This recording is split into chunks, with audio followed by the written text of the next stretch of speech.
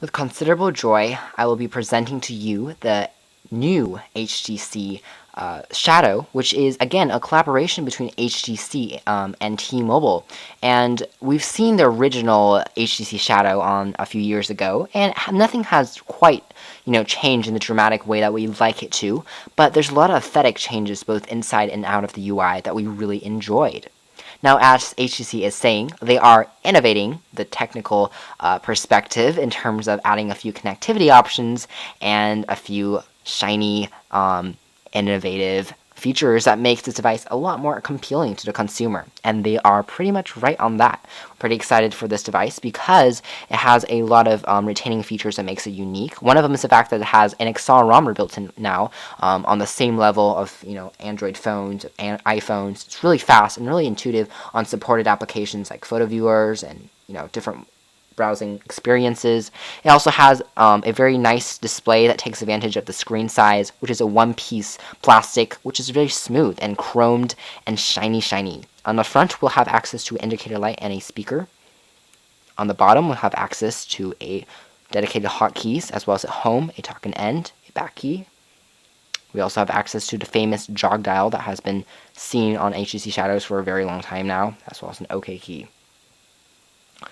In addition, what makes the HTC Shadow very successful, if you have remembered, is the fact that it has this QWERTY keyboard in the type of a short type design. That means there's two letters per key in a QWERTY layout. It's faster than T9 for sure, but it's slower because it relies on predictive text a lot. And when predictive text kind of fails, you need to do a lot more typing, and it gets a little bit of getting used to, but overall we really like the keyboard. It's really tactile, very edgy, not the most definition between the keys, but rather it's very large keys and very soft touchy keys, which is a great thing. You also find the microphone here, another microphone sensor here, and we also have a very nice red kind of back edge. The keys are also backlit here, which is a great feature.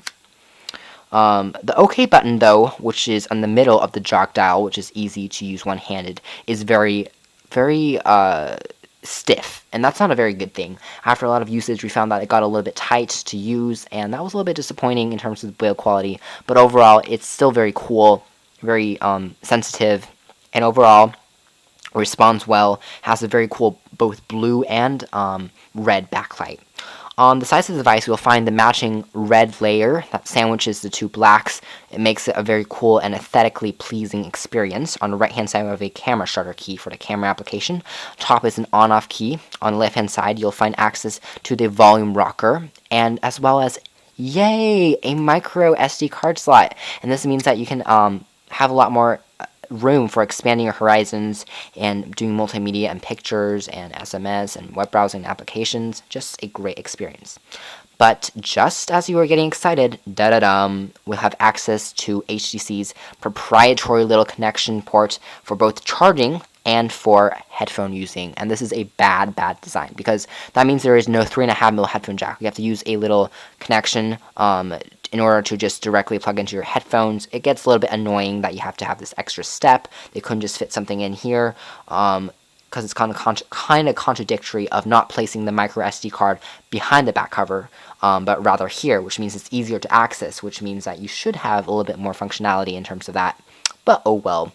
On the back, you'll find one of the coolest features of the Shadow and the most individual features, which is the whole entire soft touch panel transitions from black to red, or if you get the white version, from white to blue. And these are both very beautiful in terms of design, very grippy, very nice to feel, and just a great way to kind of spice up a very boring, may I say, Windows Mobile experience. On the top, we have a megapixel camera. It's 2 megapixel. It's a very good camera, great shots in terms of sensitivity levels and using the accelerometer and the built-in features. Don't expect something too crisp or too technically accurate in terms of that. Let's take a look at the UI. Now, the UI is basically the same as the original Shadow, and that's not a bad thing. It means it takes advantage of this carousel-like view, and that basically toggles between these very different up and down features from the home. The time is not right, by the way. And it notifications, messagings, and web browsings, your account, your different medias from the Windows media center, as well as pictures and your settings for connections and basically all those applications. Now, in order, if we're in an application and in order to use the nice little jog dial, there has to be a place where it says that we can navigate through different screens, and we just basically go up and down and we can access different features like so. Another feature that's been added on this device, of course, is Accelerometer, like I told you, and it works really fast, really well, and it also makes zooming in on this device really easy. All we need to do is, again, zoom in, and there we are. This is a real-time shot that we just took on this device. As you can see, picture quality is pretty good on the most part and acceptable for a smartphone. It's very easy to customize and zoom in and edit photos, which is great. Contrasts aren't the best, but it's very sharp and realistically great. So, if we take a look at the other features, calling on this device is very strong. The call quality is great and it's very excellent. Reception is very good. Of course, it's a quad-band world phone. We did find that getting the SIM card out of the back cover was a little tough, so that's something you just have to be notified of, but overall, a great experience. We also think that it's great that HTC is targeting this device as kind of a younger crowd device, because it's a lot of texting, and it's a very shiny and beautifully crafted device, and it certainly is. It doesn't, the UI is very smooth, unlike a lot of Windows devices. It's been kind of customized by HTC. Not a lot of changes from the original device, which is kind of disappointing. We wanted something a little bit more makeover-esque, but it's overall a very pleasing thing. They didn't change too much, which is probably a good thing.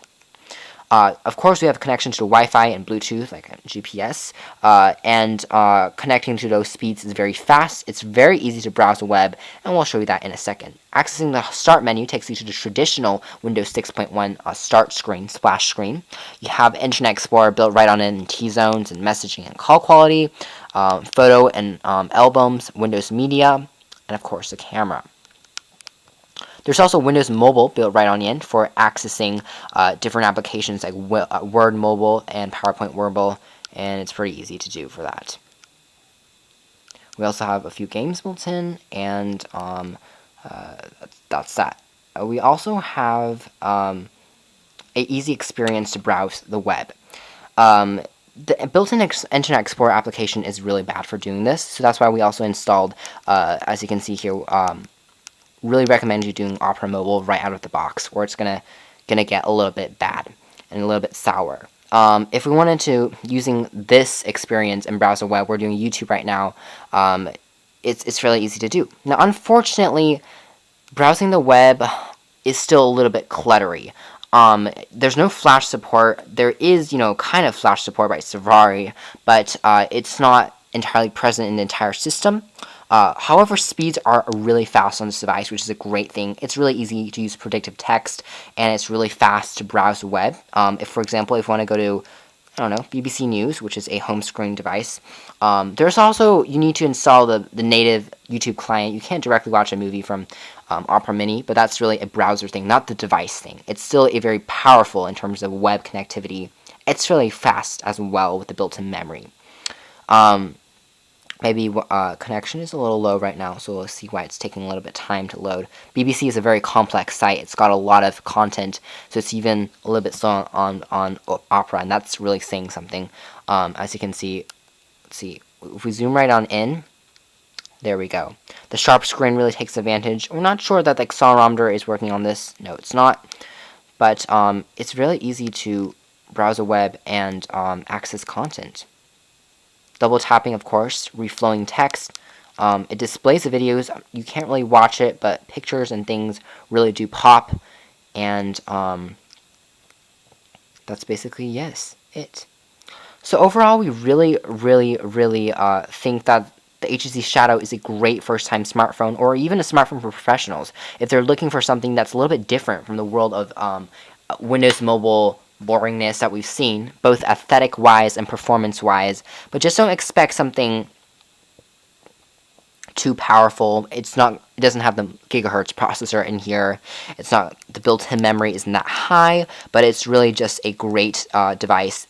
if you already have the HTC Shadow original version, it's not as innovating as HTC is considering it as, and you shouldn't probably update because it's the same thing. But if you don't have it, it's a very recommendable product, better than the first for sure, and we definitely recommend checking it out. It's very strong multimedia in terms of web browsing, picture viewing, accelerometer, Google mapping, YouTube watching, using the client, of course, which is not built right on in, and calling, of course. Battery life on this is also decent. It's going to last you through the day with all the connectivity and options, which is pretty impressive. And overall, we really do enjoy the HTC Shadow 2, or the new HTC Shadow, as T-Mobile is consistently saying. Please check out our full video review of this device on OS and btxreviews.com. Thank you for watching the review of the new HTC Shadow 2009 version.